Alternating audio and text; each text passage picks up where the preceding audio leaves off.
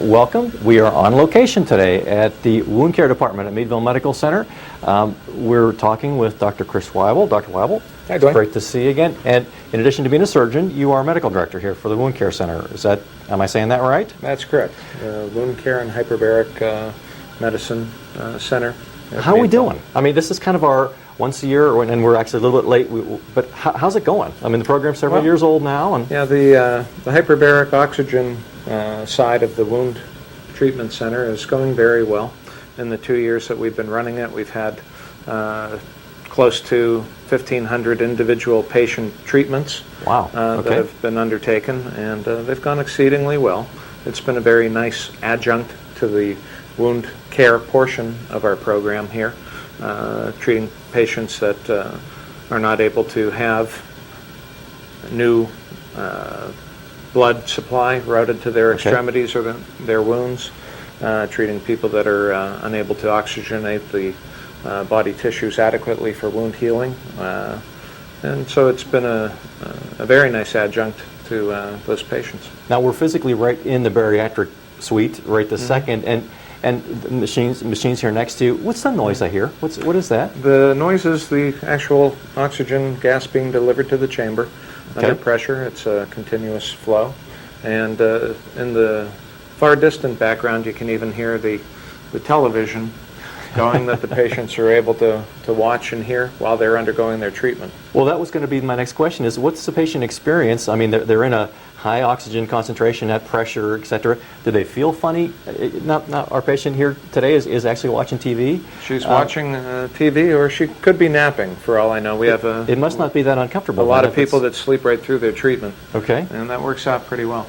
But it's a clear chamber. We've had some patients worried about a low level of claustrophobia who have been able to be treated without any problem because it's an open, clear acrylic, see-through chamber. Most people just watch television.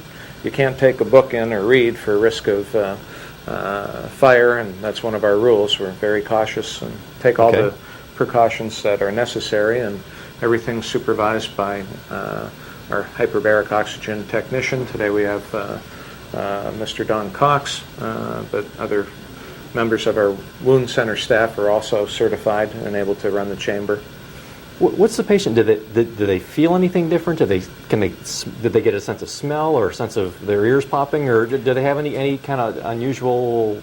No, the chamber smells according to the patient that we put in the chamber, and all of our patients are clean and with good hygiene, so there's no untoward smells that way, and no lingering smells from any previous patient because we clean the chamber. But I mean, does side. a high pressure oxygen, does it give you any different sensation than? The only thing would be similar to coming into land with an airplane. Sometimes the pressure changes. You get a notice sense of there. Your ears pop. Ears kind popping. Of thing? Okay. Exactly. What do you have to check them for? Who's a candidate for it in advance, and who's not a candidate for it? Well, a lot of that is dictated by the wound care that the patients are receiving already. So every patient's being screened based upon their wounds and the characteristics of the wounds. People that have a wound with an infection of the bone, that's an approved indication. People that have diabetes with a certain depth wound on their feet can become eligible.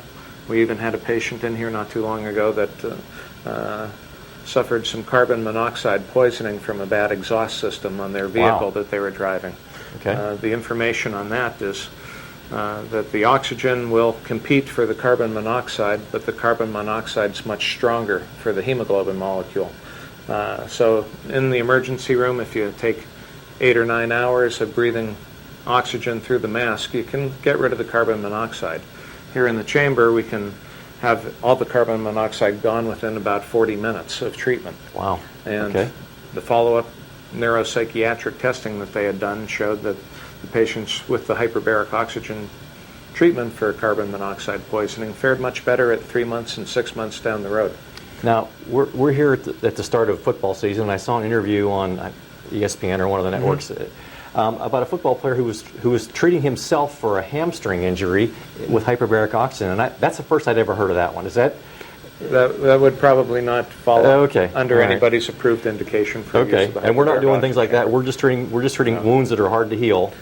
Yes. How's it going? I mean, are we having good luck? Are we having good success with the treatment? We're having tremendous success, I think. Okay. We've had a lot of patients that have been faced with an amputation that did not require an amputation ultimately.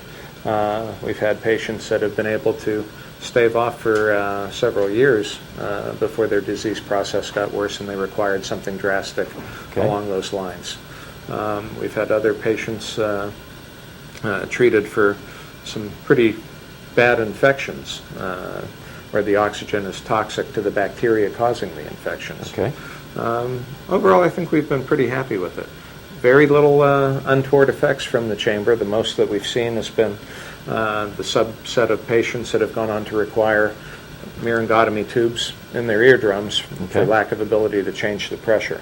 Our ear, nose, and throat doctors, Dr. White and Dr. Aslam, have been very helpful in making sure that the patients do well with their ears. Now, you take a team approach here at the Wound Care Center. You have other physicians who help you and so on. Can you talk about that for a second? Sure. We've had a lot of success in keeping and retaining specialists from different areas. We have a podiatrist here in the Wound Center. We have an infectious disease doctor who sees patients here in the Wound Center. There's been myself and several other surgeons that have worked through the Wound Center. Okay. Podiatrist as well. Very soon we have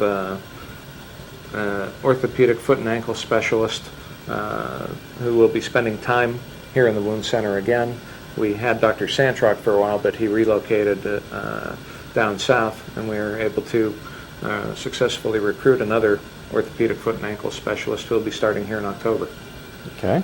The having looked over your shoulder for another project on that I think will be made available to the public here in the not too awful distant future, I noticed there's a lot of hands-on kind of work for you in this program with the debridement of the wound early on. That looked like that would hurt. I mean, that looked like, but I guess you sort of have to.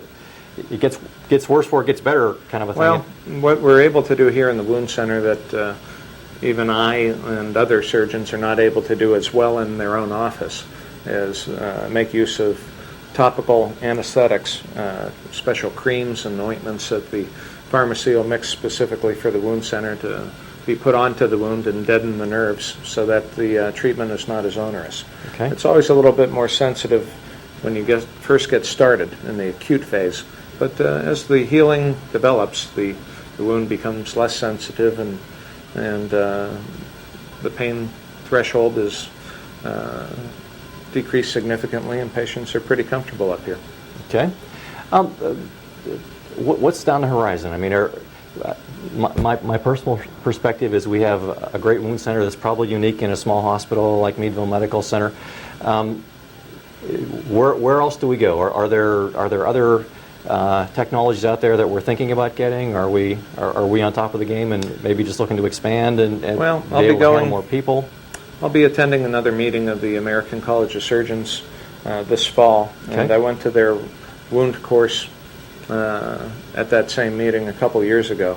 And there were a few things people were looking into, but nothing that I think will match the success of the wound vacuum system, nothing that will match the success of the addition of the hyperbaric oxygen. There was nothing at that conference that showed me that there was something else out there that we should get a hold of.